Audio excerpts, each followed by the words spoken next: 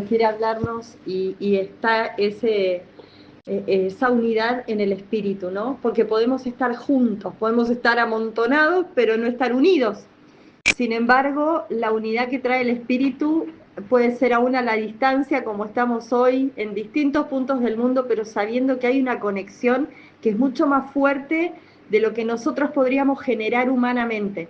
Y no tiene fronteras y no tiene límites, ¿no? Y bueno, creo que Nelson les comentaba que el lunes sucedió esto, venía muy fuerte esa palabra a mí de Juan 15, que si permanecemos, Jesús mismo nos dijo, ¿no?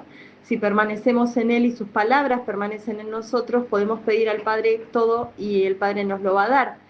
Y entonces yo decía, el secreto no está en orar, el secreto no está en iniciar el año con todas las fuerzas y vamos para adelante, el secreto va a estar en permanecer frente a cualquier circunstancia, frente a los momentos más lindos y frente a los momentos más difíciles, pero el secreto está en permanecer. Y justo nuestra hermana Luz María estaba buscando este texto, que 2 versículos arriba, que decía que Él es la vid verdadera y nosotros los pámpanos, y separados de Él nada podemos hacer, ¿no? Entonces, esto también nos está llevando todo el tiempo el Señor a que este año sea un año de estar permaneciendo en Él, pero también en unidad entre nosotros como familia, ¿no? En esa unidad de espíritu. Pablo dice esto, ¿no? Un Dios, una fe, un bautismo, un espíritu, un Padre que es por todos. Entonces, qué importante que aprendamos a ser buenos hijos de Dios, pero también que aprendamos a ser buenos hermanos y ser una buena familia de fe, ¿no? El Señor dijo que cuando vean esa unidad y ese amor entre nosotros, el mundo iba a creer.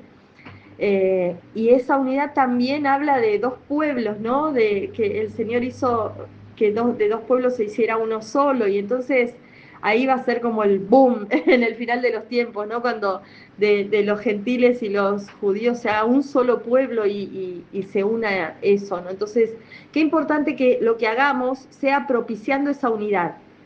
El honrar a nuestros hermanos, el amar y, como dice la palabra, no tener una estima propia superior, sino estimar al otro como superior a nosotros, no creérnosla, ¿no? Acá en Argentina es muy común, nos caracterizan por ser cancheros y engreídos a los argentinos, pero qué importante que no sea así entre nosotros. Me acuerdo cuando el Señor iba caminando y los discípulos le pedían quién iba a estar de un lado, del otro, cómo se iban a sentar y quién iba a recibir la herencia, ¿no? Y Él dijo, no, los hombres de la tierra se enseñorean de las personas, pero no será así entre ustedes. Y eso nos tiene que dejar, ¿no? Reflexionando que entre nosotros siempre tiene que haber honra, entre nosotros siempre tiene que haber amor, y no solo de ustedes a nosotros porque somos los pastores, sino de nosotros a ustedes también, y entre todos, ¿no?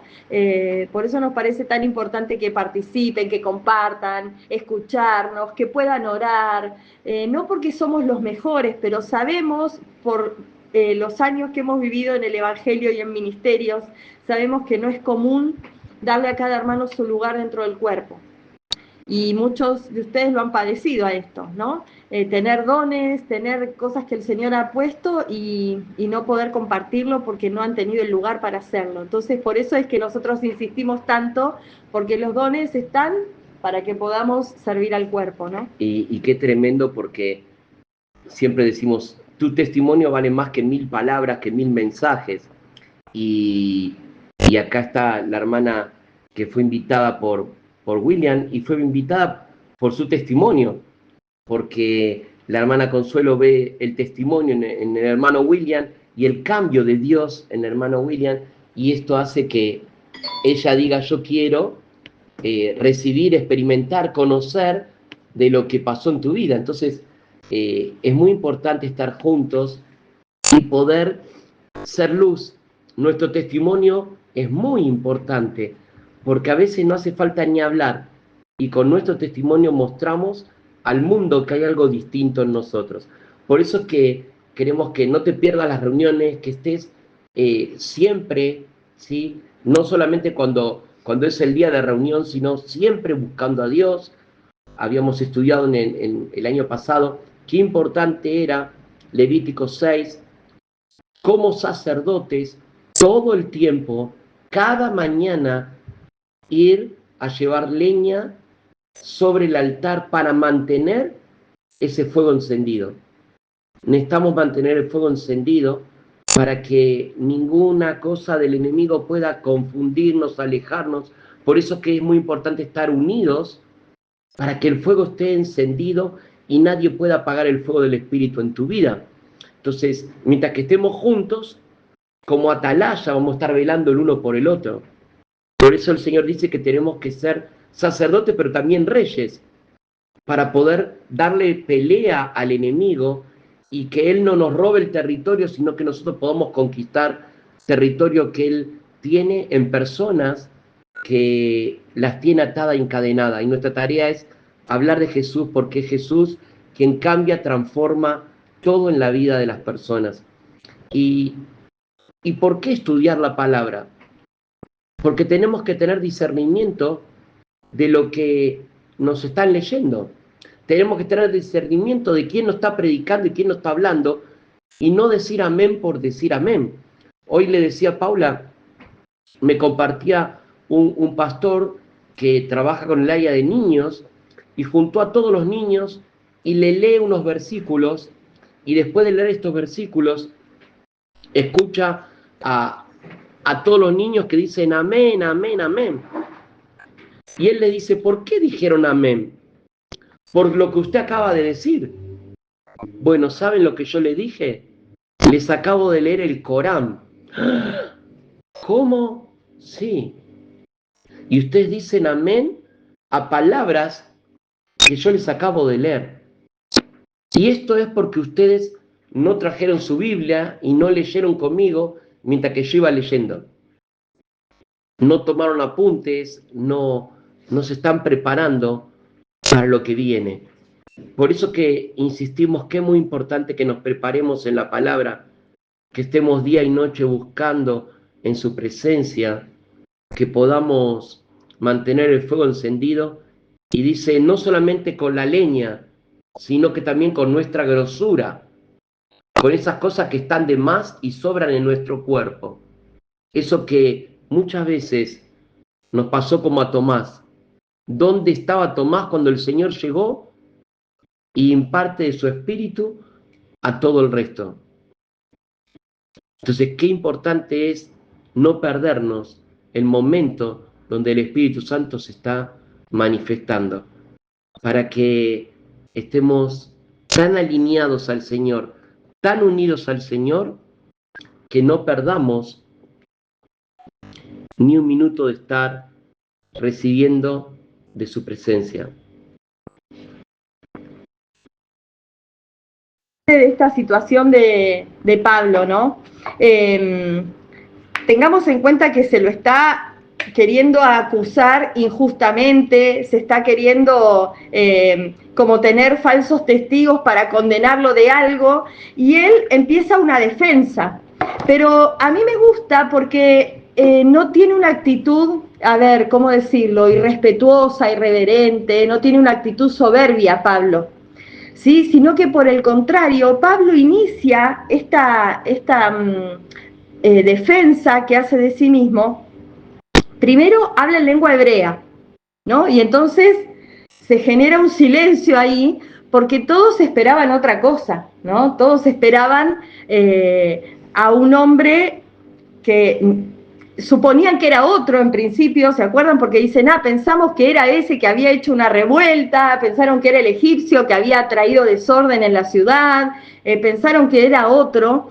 Y entonces él empieza hablando en hebreo y empieza a decir, de cierto soy judío, o sea, nacido en Tarso de Cilicia, ¿sí? Pero criado en esta ciudad. Y dice, instruido a los pies de Gamaliel.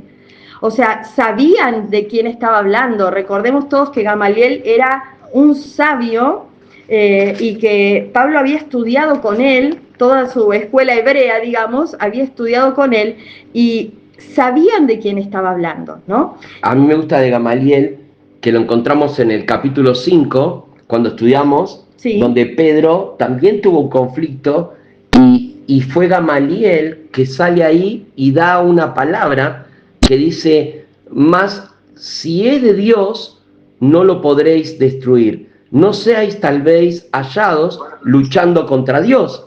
Entonces, este Gamaliel habló de una forma muy sabia. Sí, la idea era perseguir a los del camino y Gamaliel dice, miren, déjenlos, porque si no es de Dios, esto no va a prosperar, no va a durar mucho tiempo, pero si es de Dios, no sea que nos estemos tirando contra el propósito y la voluntad de Dios, mejor dejemos que tenga su curso y veamos los resultados. O sea que Gamaliel era un hombre muy respetado y era un hombre muy entendido en las escrituras.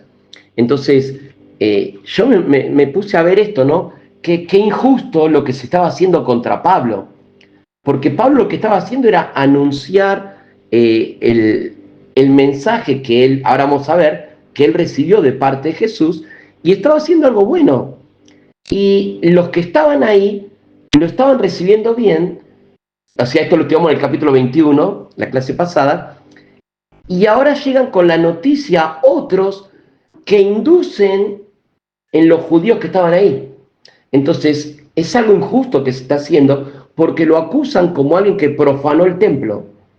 Y estudiamos la clase pasada de todos los que profanaron el templo, y de ahí vimos también en la fiesta de Hanukkah y todo lo que rodeaba a una profanación del templo y cómo Dios los libera luego de toda esta gente que vino a hacer un sacrificio en el templo de Dios. Y están diciendo lo mismo ahora por Pablo. Tú estás profanando el templo, estás ensuciando este lugar santo. Es que veíamos la clase pasada también que esto sucedió con Jesús, luego sucedió con Esteban y ahora está pasando con Pablo, ¿no? Amén. Una acusación falsa, testigos falsos, levantar falso testimonio para enjuiciarlo y para matarlo, pero injustamente, ¿sí? No había un argumento real para hacerlo. Entonces, cuando él empieza esta defensa, empieza a mostrar quién era, pero vemos que no lo hace desde un lugar de soberbia, sino vemos la humildad de Pablo, ¿no? Porque veamos que él dice, fui criado en esta ciudad, instruí los pies de Gamaliel, conforme a la ley de nuestros padres. Y esto era una manera de mostrarles a estas personas judías que él había sido formado en lo que los antepasados y los patriarcas habían sido formados y lo que habían enseñado. Entonces, él lo que está tratando de mostrarles es lo que aprendimos de los patriarcas, su fe, su confianza puesta en Dios, en el único Dios verdadero. Bueno, yo fui criado en eso, de esa manera, ¿no? Y dice además, celoso de Dios como hoy lo sois todos vosotros. Y en lugar de decirle, ustedes que conocen la ley, que conocen las escrituras, están haciendo cualquier cosa y mírenme a mí que estoy siguiendo el verdadero camino, no se pone en ese lugar de soberbia y altanería como muchas veces hemos predicado el evangelio nosotros, ¿no? No sé, ustedes seguro que no, pero yo creo que sí. Es decir, nosotros tenemos la verdad y ustedes, y empezar a juzgar a los demás. Pablo no hace esto. Pablo los respeta, les muestra respeto, les muestra valoración, les muestra que él está... Ahí cerramos.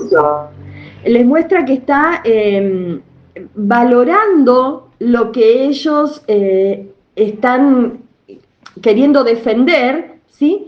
Entonces no les muestra antipatía, no les muestra soberbia, no les muestra nada de eso, sino que por el contrario se muestra humilde y les reconoce, ¿sí? Yo fui formado como fueron formados ustedes, de la misma manera, confiando en el Dios de Israel, con las enseñanzas de los patriarcas, y además fui también celoso de Dios como lo son ustedes ahora, pero...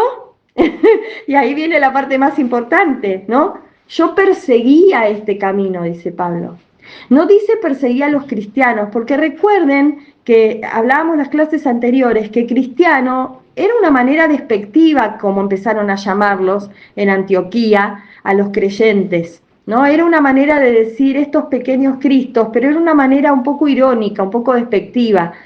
Nosotros seguimos usando ese nombre, pero en realidad los hermanos se llamaban los del camino a sí mismos, aquellos que seguían las pisadas de Jesús se llamaban los del camino. Entonces Pablo dice, yo perseguía este camino, y acá está escrito con mayúscula porque Saulo perseguía de alguna manera al mismo Señor, persiguiendo a los hermanos, ¿no?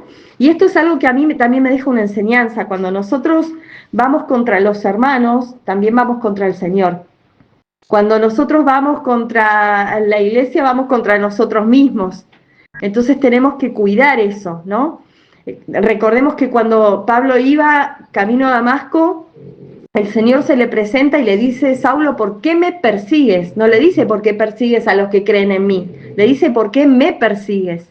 Y entonces Pablo ahora declara esto, ¿no? Yo perseguía este camino, dice, hasta la muerte, ¿no? Prendiendo y entregando a la cárcel a los hombres, a las mujeres. Y Pablo dice, el sumo sacerdote que está acá es testigo de eso, y todos los ancianos también, porque ellos me daban cartas para que yo tenga el permiso de ir a buscarlos y traerlos y arrestarlos, ¿no?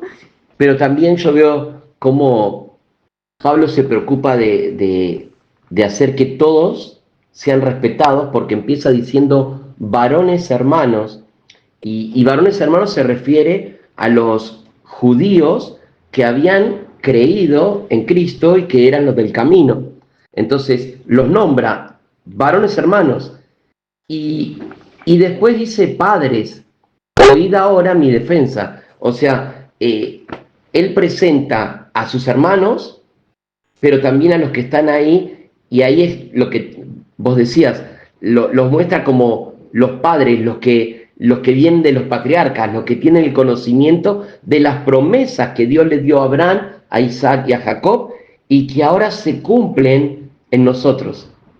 Claro. Y Pablo, sabiendo todo esto, dice, el mensaje que yo tengo, y lo habla en hebreo, para que lo estén entendiendo, y para que los romanos, los soldados que estén ahí, no estén entendiendo lo que esté diciendo. Entonces, él está hablando en un lenguaje para que ellos puedan ver que lo que él está hablando viene de parte del corazón de Dios y no de un hombre que se levantó a querer tener una revolución como lo estaban haciendo los romanos. Entonces, una cosa es hablarle de corazón a corazón y otra cosa es hablarle desde yo vengo a imponerles algo. Y esto Pablo, Pedro y los primeros apóstoles y discípulos lo aprendieron de Jesús. Jesús nunca se paró a imponer nada. Él siempre hablaba, escuchaba y compartía.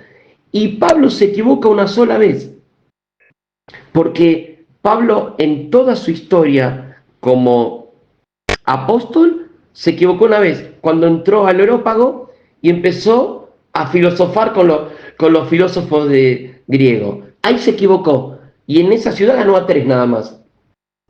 A partir de ese momento Pablo empezó a hablar un lenguaje totalmente cristocentro.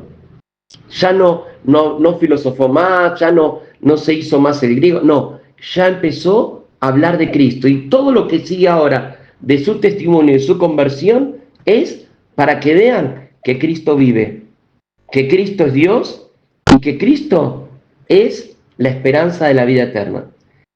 Y Pablo aprendió una lección ahí y nunca más repitió ese error, nunca más él quiso pelear de igual a igual, sino que ahora lo único que hace es hablar a través del Espíritu Santo.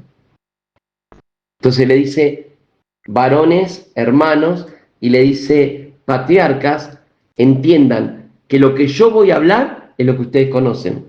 Y entonces ahí empieza a hablar el versículo donde dice, pero aconteció que yo yendo al lugar cerca de Damasco, como a mediodía, de repente me rodeó luz del cielo. Y caí al suelo y oí una voz que me decía, Saulo, Saulo, ¿por qué me persigues? Entonces, qué tremendo, porque es Dios quien derriba y cambia el carácter de este hombre. Ahí Pablo deja de ser el orgulloso y el gran Saulo para empezar a ser un siervo de Dios. Igual yo insisto siempre en esto, ¿no? Con el mismo denuedo y la misma fuerza y el mismo fuego que Pablo perseguía a los creyentes, con el mismo fuego después empieza a predicar el Evangelio. Y entonces ahí uno entiende la palabra de Apocalipsis, ¿no? Que el Señor dice, ni frío ni caliente, si eres tibio te voy a vomitar de mi boca, prefiero que seas frío o seas caliente, pero si no lo eres, tibio no, ¿no? Y aprendíamos una vez que en esa ciudad a la cual el Señor le habla estas palabras, había dos corrientes de aguas que se juntaban y el agua se volvía tibia, pero era medio salada. Entonces el agua tibia, salada, no sé a quién le gusta, pero es como vomitiva. Por eso es esta expresión, ¿no? Para que ellos entendieran. Entonces, vemos que Saulo no era frío, no era tibio, era caliente. Era caliente para matar a los creyentes, para perseguirlos, y ahora se vuelve una persona encendida para predicar la palabra. Pero lo que vemos es que ahora es una persona dominada por el Espíritu Santo, es una persona que se deja guiar por el Espíritu Santo, no es un arrebatado, no es un impulsivo, un loco que sale así, no, porque vemos que el Espíritu le habla y él obedece. Vemos que el Espíritu le indica a través de un sueño, de una visión, y él obedece. Entonces, no se trata de ser personas arrebatadas que salimos a hacer las cosas como nos parece, sino de escuchar la voz del Espíritu Santo y obedecer a esa voz. Porque a veces los cristianos tenemos eso, ¿no? El impulso, el empezar algo. Todos tenemos proyectos, planes, sueños, y el año que empieza va a arrancar con todo y al menos pinchamos.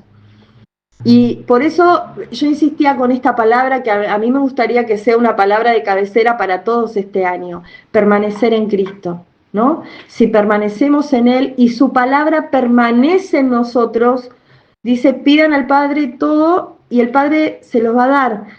Porque como decíamos el lunes, ¿no? El permanecer en Cristo, ¿qué hace? Que nosotros vivamos caminando bajo su voluntad.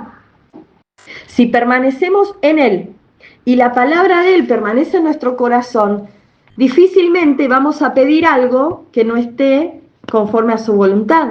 Entonces vamos a pedir y vamos a pedir de acuerdo a la voluntad de Dios. Y el Padre, ¿qué va a hacer? Nos lo va a dar porque va a estar en su voluntad. Ahora, cuando nosotros no permanecemos en Cristo y andamos por nuestro propio camino, su palabra obviamente no está en nosotros para guiarnos, vamos a pedir cosas como dice Santiago: piden y no reciben porque piden mal, porque piden conforme a sus propios deseos, ¿no? Para su propio provecho, para su carne.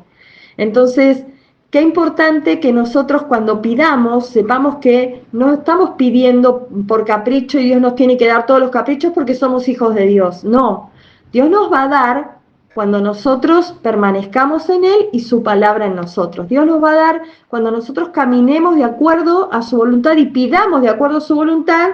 Dios no va a tener ningún problema en darnos, ¿no? Pero si no está en su voluntad y nosotros pedimos, no se nos va a dar solo porque somos hijos de Dios, porque no es cuestión de niños caprichosos y consentidos.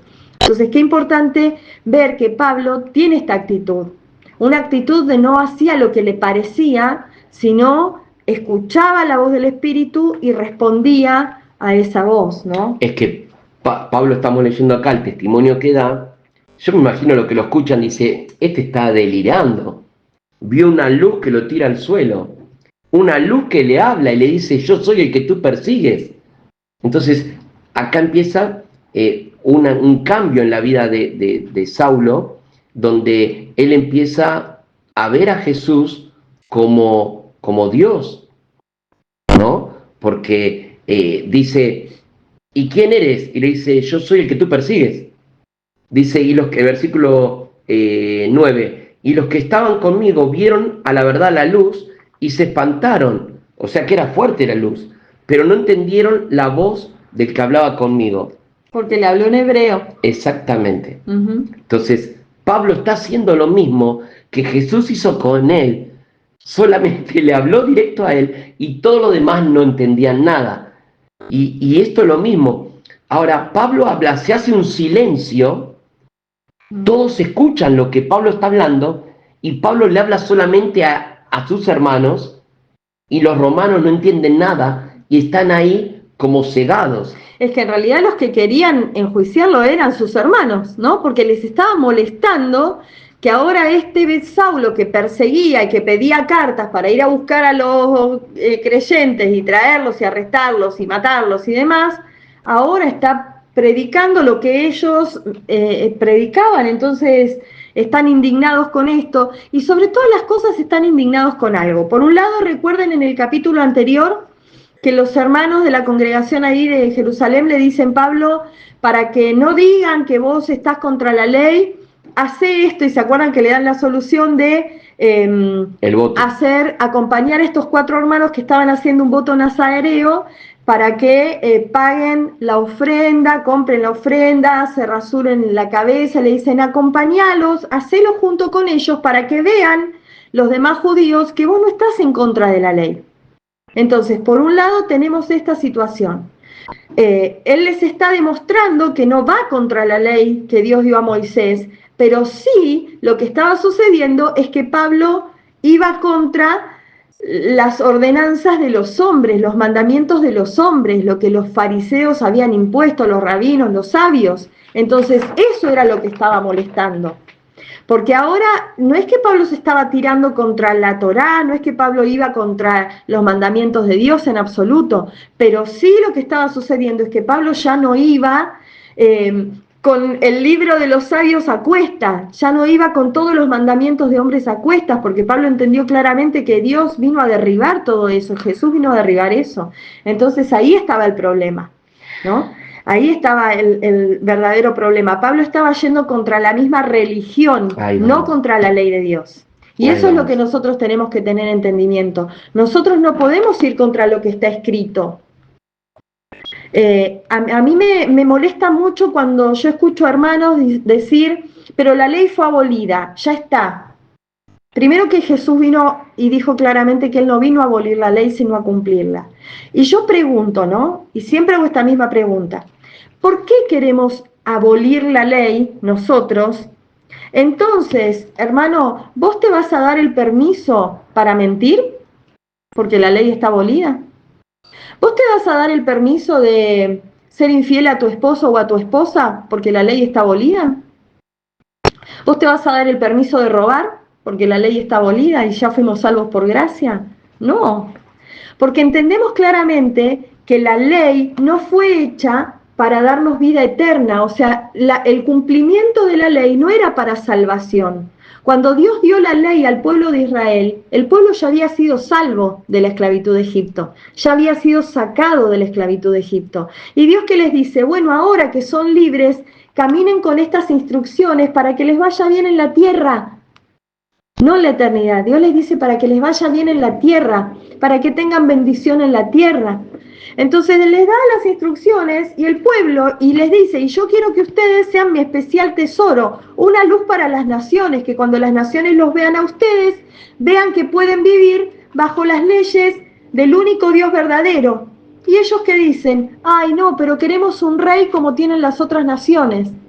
Y en vez de vivir bajo las leyes de Dios, quieren vivir bajo las leyes de un rey, de la tierra. Y Dios dice, bueno, está bien, ¿quieren rey? Pónganse un rey. Y entonces empieza esa debacle del pueblo de Israel, ¿no? El ir en picada, porque en lugar de caminar en una ley que Dios les había dado para que sean bendecidos en la tierra, quieren vivir bajo el yugo de los reyes, que después empiezan a dominarlos como quieren y hacer con ellos lo que quieren, ¿no? Entonces, qué importante que esto lo podamos aplicar a nuestra vida.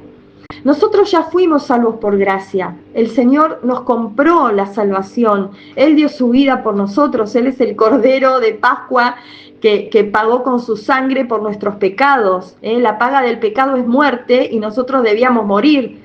Pero Él nos dio vida eterna.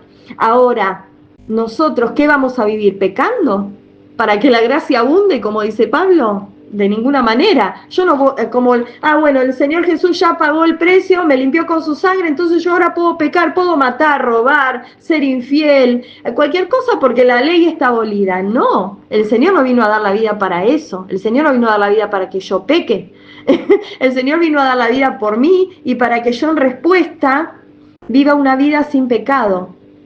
¿Que tenemos pecado? Sí, somos seres humanos y nuestra naturaleza es pecaminosa, pero nosotros podemos pecar eventualmente, arrepentirnos, y su sangre tiene el poder de volver a limpiarnos y justificarnos, pero no podemos vivir una vida de pecado, una vida que todos los días decide pecar en lugar de apartarse para Dios, ¿no? Entonces, esto es lo que Pablo viene enseñando, esto es el gran problema, y es que Pablo les está mostrando un evangelio verdadero, con las mismas leyes que Dios dio desde el principio, pero les dice, pero lo que no voy a enseñarles son todas las ordenanzas que ustedes le agregaron a la palabra, ¿no? Por eso y ahí la religión por eso cuando me preguntan con respecto al diezmo y las ofrendas, yo lo llevo y le digo, ¿qué dice la palabra? Probadlo a Dios y vas a prosperar. Entonces, hay cosas que la palabra misma se revela y la palabra misma te va a decir qué tenés que hacer o no. Pero Pablo acá nos está mostrando de una luz que se hace en un camino de oscuridad. Entonces, cuando Jesús se manifiesta en nosotros, tiene que pasar lo mismo que con Pablo. Nos tiene que sacar de un camino de tinieblas para llevarnos a un camino de luz. Tiene que haber un testimonio. Y tiene que haber un cambio, una transformación. Claro. Porque si no, si yo vivo de la misma manera que vivía el año pasado, la gente ¿cómo sabe que Cristo vive en mí? A través de ese cambio, de esa forma distinta de hablar, si yo decía malas palabras, no puedo decir más malas palabras, yo mentía, no miento más. Si yo tomaba, si yo fumaba, todas esas cosas las tengo que ir dejando porque vive Cristo en mí ahora. Y como siempre decimos, la abundancia del corazón es lo que habla la boca. Si Cristo está en mí, yo tengo que hablar lo que Cristo habla. Entonces, fíjense lo que dice acá. Entonces, el versículo 11, y como yo no veía a causa de la gloria de la luz, llevado de la mano por los que estaban conmigo, llegué a Damasco.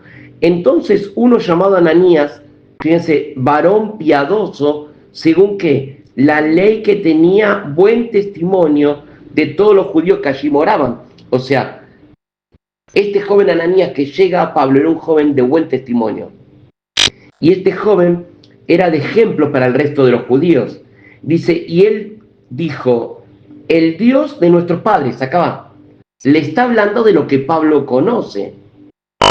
Le ha escogido para que conozca, te ha escogido para que conozca su voluntad y veas al justo y oigas la voz de su boca, porque seréis testigo suyo a todos los hombres de lo que has visto y oído.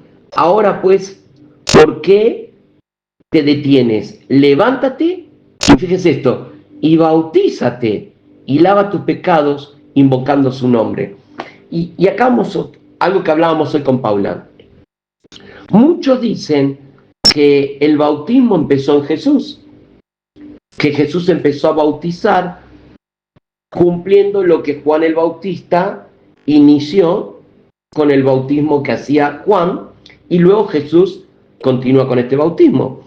Y vemos en la Escritura que Jesús sí bautizó, pero distinto a lo que bautizaba Juan el Bautista. El bautismo de Juan el Bautista era un bautismo de arrepentimiento.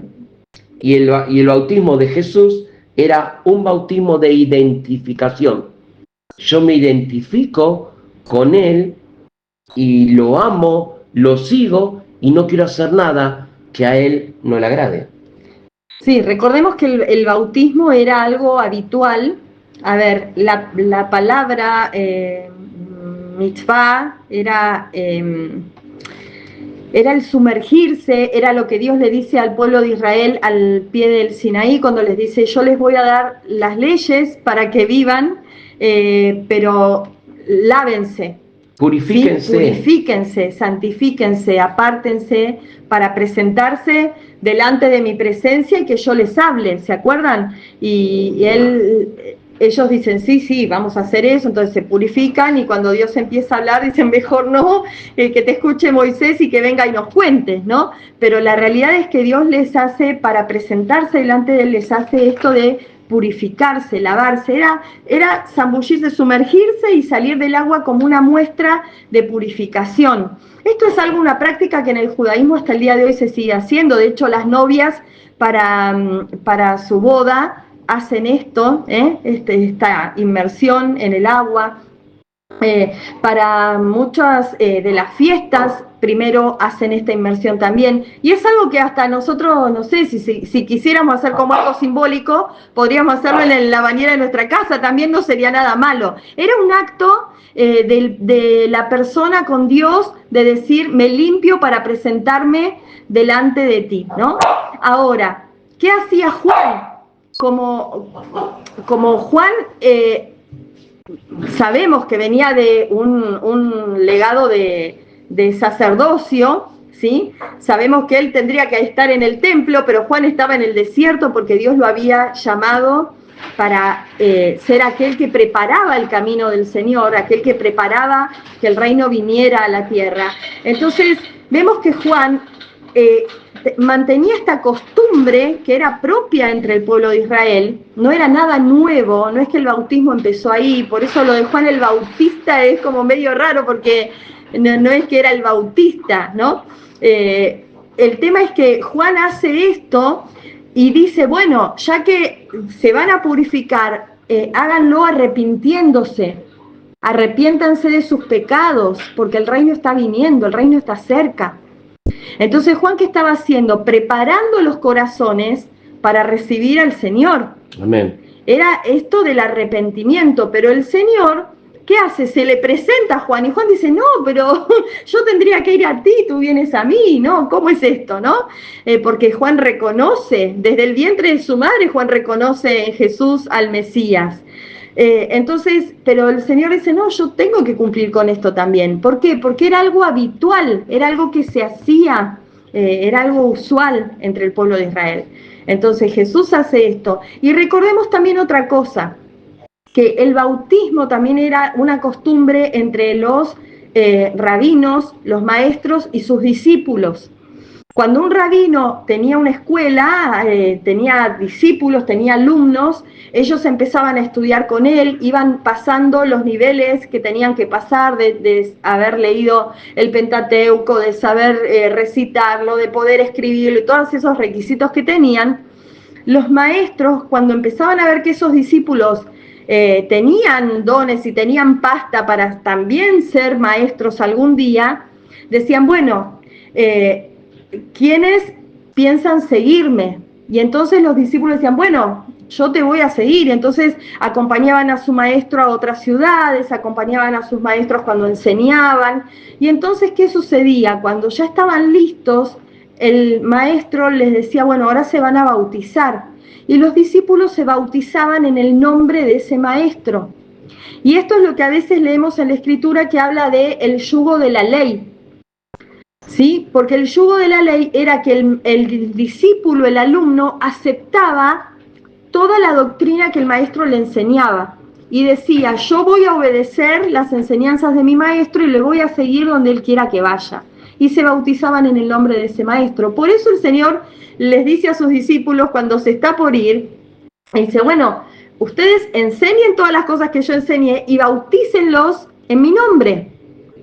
Ahí tenemos ese desfasaje y ese problema de traducción que dice en el nombre del Padre, del Hijo y del Espíritu Santo, pero en realidad vemos durante todo el libro de Hechos que bautizaban en el nombre de Jesús, porque Él es el Maestro a quien nosotros seguimos sus pisadas y todas sus enseñanzas, y en su nombre nos bautizamos y nos identificamos con su muerte y su resurrección en el bautismo, ¿no? Entonces, esto es un poco lo que también queríamos hacer un paréntesis para que se entienda a la luz de las Escrituras, que era lo que Pablo está contando como testimonio. Aparte de esto, lo que está hablando Pablo y saca este punto del bautismo es porque dice Juan 3:22, después de esto vino Jesús con sus discípulos a la tierra de Judea y estuvo allí con ellos y los bautizaba, ¿no? Y dice, Juan bautizaba también en Hemón junto a Salim, porque había allí muchas aguas y venían y eran bautizados, porque Juan no había sido aún encarcelado. Entonces hubo discusión entre los discípulos de Juan y los judíos acerca de la purificación.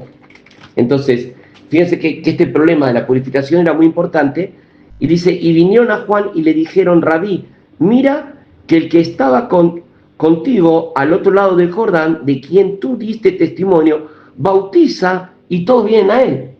O sea, ¿cómo? Los que te seguían a ti ahora lo están siguiendo a él, ¿no? Y dice, respondió Juan y dijo, no puede el hombre recibir nada si no le fuere dado del cielo. Y dice, vosotros mismos no sois testigos de que dije, yo no soy el Cristo, sino que soy enviado delante de él. El que tiene la esposa es el esposo, más el amigo del esposo que está a su lado y le oye. Y Juan bautizaba con agua, pero bautizaba, y cuando lo ve a Jesús, dice, tú bautizarás con el Espíritu y con fuego.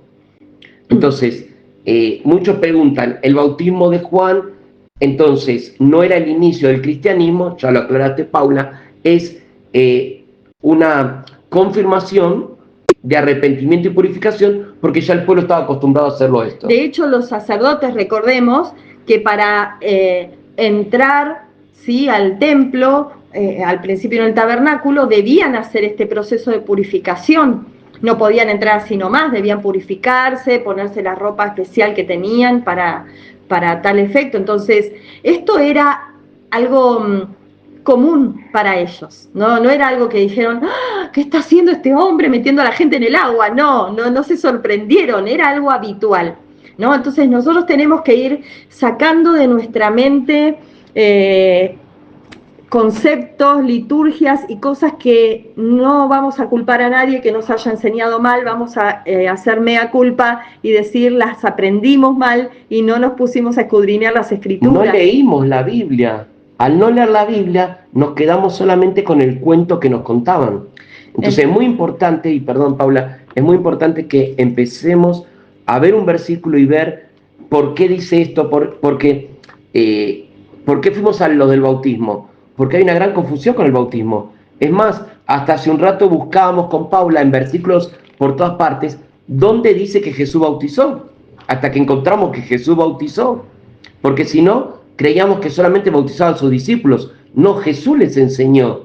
Porque Jesús hizo todo para que ellos vieran cómo hacerlo. Pero fíjate que aclara que bautizaba a sus discípulos, porque era algo común de los maestros y de los rabinos en ese momento. Entonces tenemos que aprender a ver la Biblia en su contexto, aprender de dónde se originó, cuándo fue la primera vez que esto sucedió, cuándo es la primera vez que la Biblia cita esto, ver varias versiones para entender. Si tenemos un diccionario con griego, con hebreo, mejor, porque nos va a ayudar con las palabras para comprenderlas, porque muchas veces las traducciones nos dicen cosas que no fueron la intención original cuando fueron escritas. No, aparte que Lucas, cuando escribe este capítulo o este libro, mejor dicho, porque es un libro, él nombra personas que para nosotros es, ¿dónde está esta persona y por qué la nombra? ¿Por qué nombra a Gamaliel? Tenemos que ir al capítulo 5 para entender quién era Gamaliel.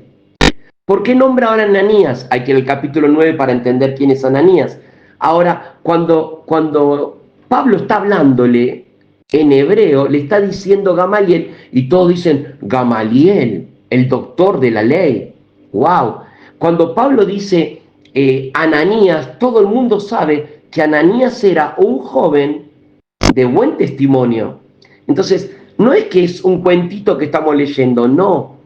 Es algo que vivían y conocían y que hoy no tenemos nosotros y tenemos que pedirle al Espíritu Santo que nos dé el entendimiento. ¿Para qué conocer todo esto hoy?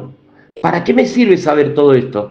Como te decía antes, para que no venga alguien y te lea el Corán y digas amén, amén, amén, sino que para cuando te lean algo que es extraño, digas, esto no está en la Escritura, esto no es verdad. Usted me quiere enseñar un mensaje que no es el mensaje de Cristo. Porque lo que está hablando acá y está preparando lo que sigue, porque Pablo está preparando la tierra para ahora hablarle de Jesús como Dios. Uh-huh.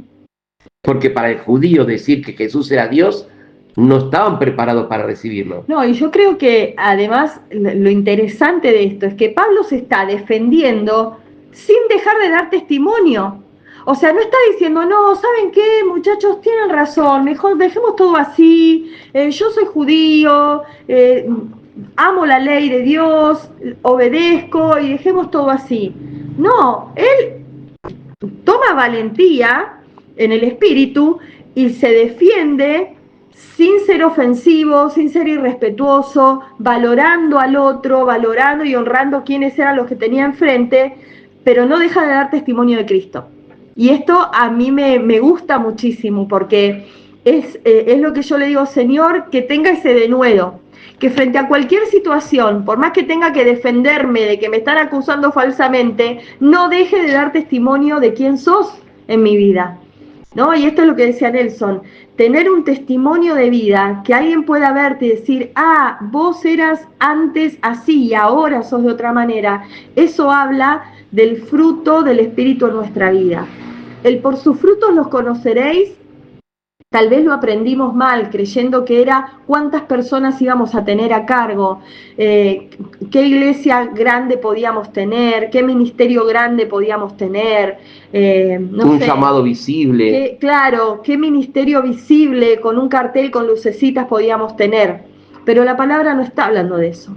Dice, por sus frutos los conoceréis. Y nosotros debemos dar frutos de justicia, frutos de verdad, frutos dignos de arrepentimiento, todas las manifestaciones del Espíritu Santo como un fruto que damos en nuestra vida. De hecho, la palabra de Juan 15, que es para nosotros este año, es, si permanecen en mí, van a llevar mucho fruto.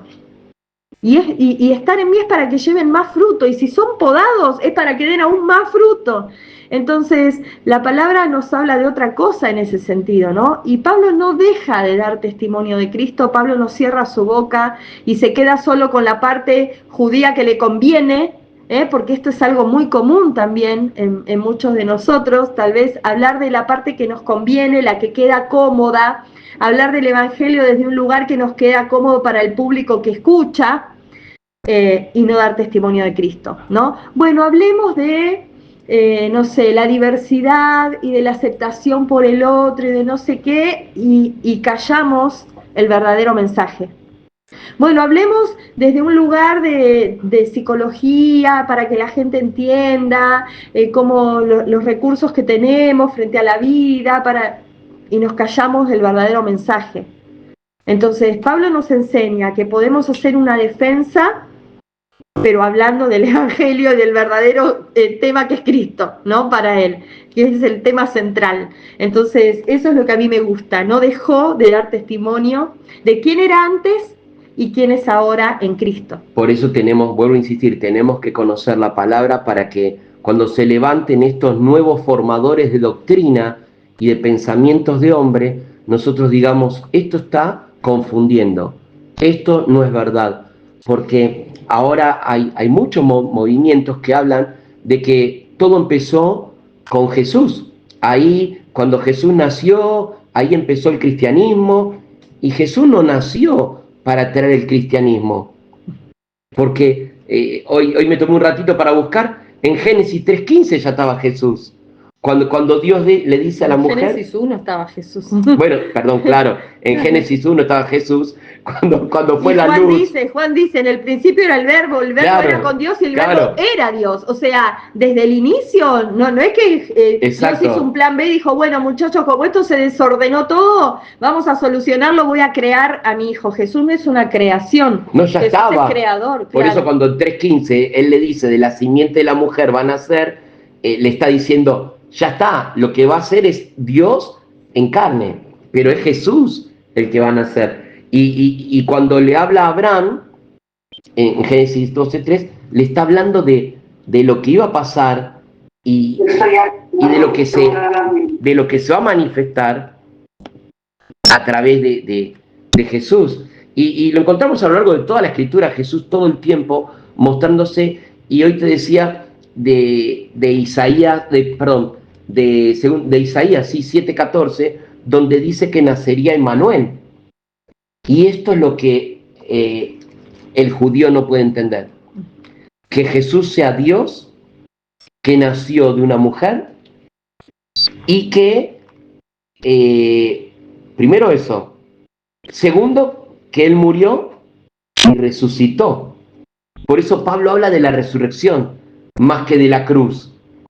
Porque la cruz es el lugar, como hoy lo veíamos con Pablo, el lugar donde Jesús derrama su sangre por nosotros y es el precio que pagó por nuestra libertad. Pero si fuéramos libres, no seríamos libres nada más del pecado. Pero Jesús resucitó de la muerte y nos dio a nosotros victoria sobre la muerte. Entonces Pablo tiene este mensaje. Esto era lo que ellos no aceptaban. Y Pablo dice, ¿no? Si no hubiera resurrección, vana sería nuestra predicación. ¿Para qué predicaríamos? Porque, en la cruz también había 2 ladrones y murieron en una cruz.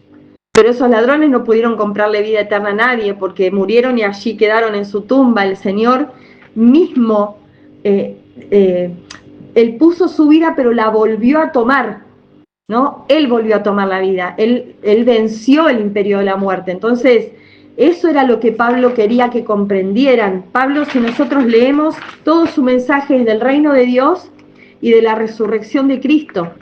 Y marca, ¿no? Muchas veces esto, que nació de una virgen, que padeció en la cruz, pero él marca el tema de la resurrección, porque si no habría resurrección no tendría sentido. O sea, sería un buen hombre que murió por sus amigos y por aquellos que no conoció porque todavía no habíamos nacido.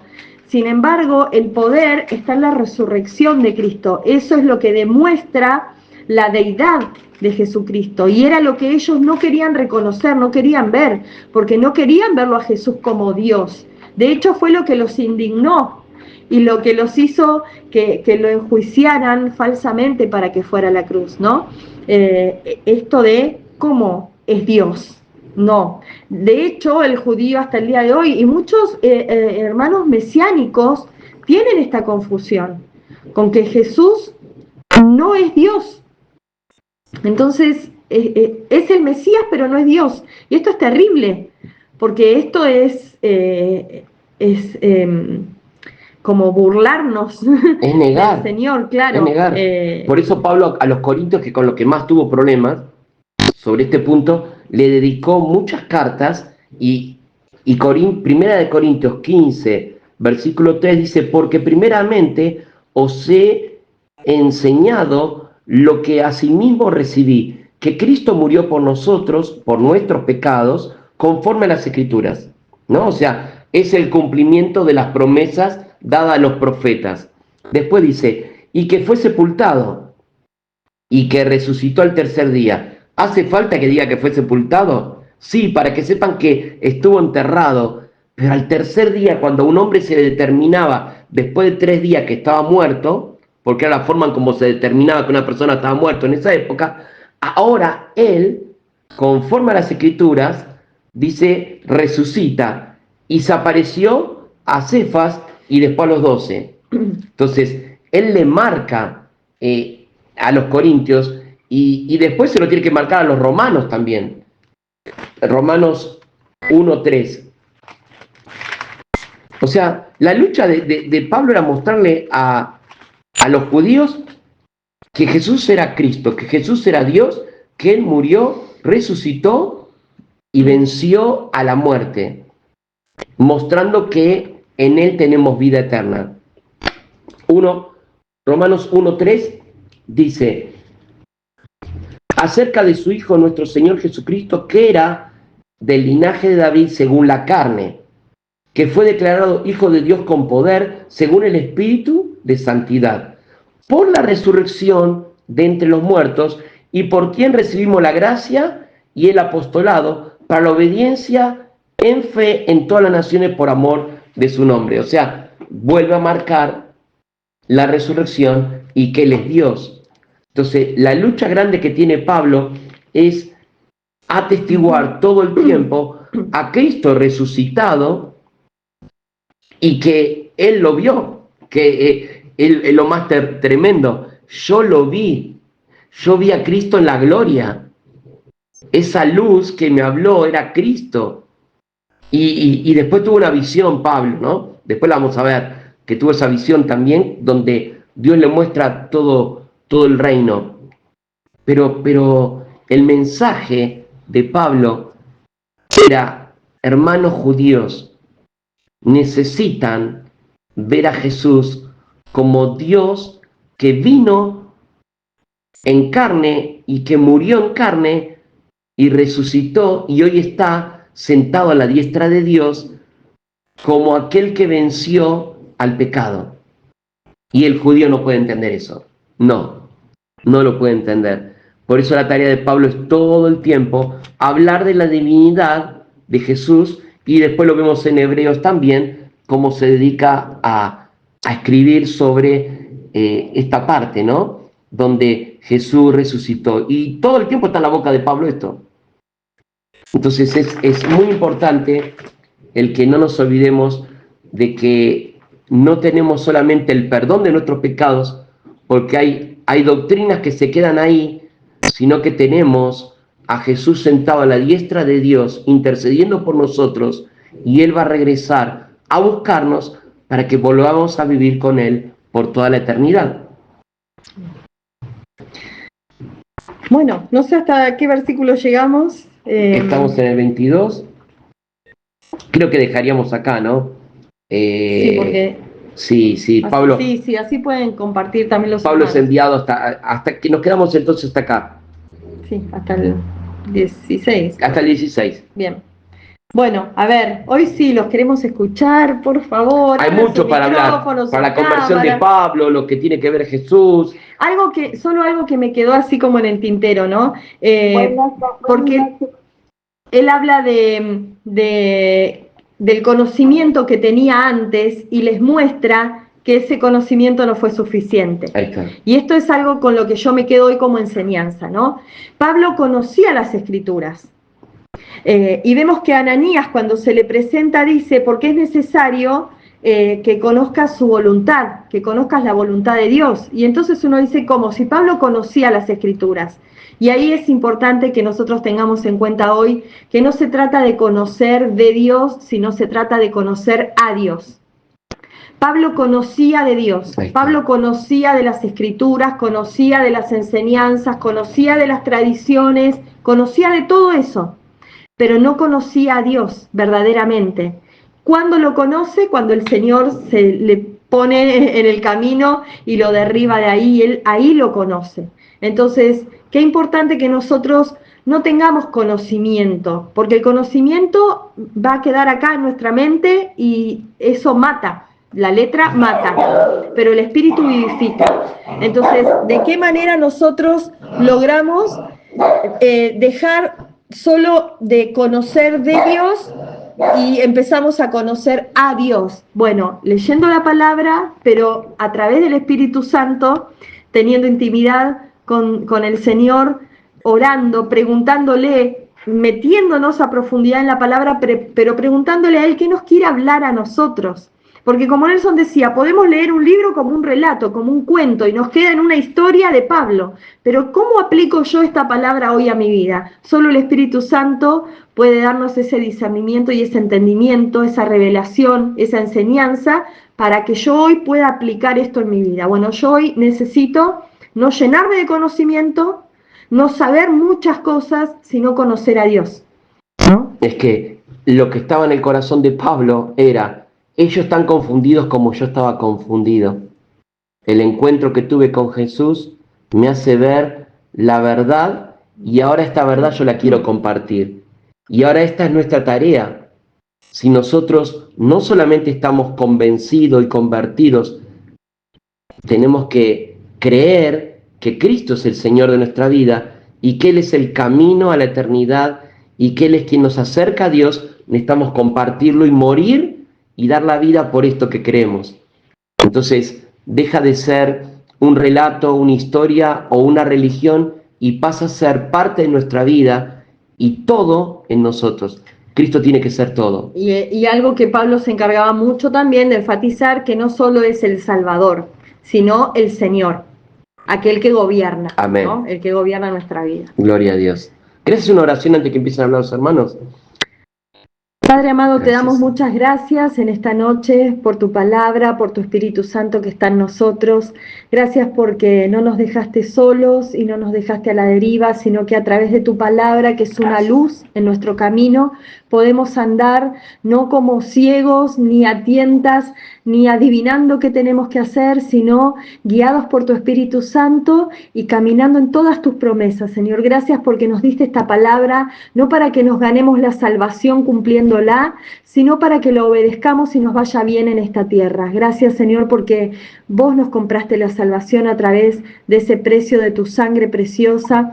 Y gracias porque el poder de tu resurrección nos da vida a nosotros hoy. Gracias porque no tenemos que esperar la eternidad, sino que ya estamos caminando en esa eternidad contigo. Señor, que todo esto, esta vida sea un ensayo de cómo vamos a vivir junto a ti. Señor, que cuando nos miremos cara a cara, tú nos conozcas a nosotros y nos digas bien, lo hiciste bien. Señor, que no seamos desconocidos para ti, sino que seamos de aquellos que fuimos tus amigos mientras estuvimos aquí en la tierra. Señor, que en esta noche hayamos aprendido a través de tu palabra a escuchar tu voz y obedecerte, Señor, a ser personas que, Señor, dejamos que tu Espíritu nos transforme. Señor, que seamos personas que podamos dar un testimonio de vida, que otros vean, Señor, aquellos que necesitan ver algo para creer en ti, que puedan vernos a nosotros y te vean a ti en nosotros, Señor, que vean esa transformación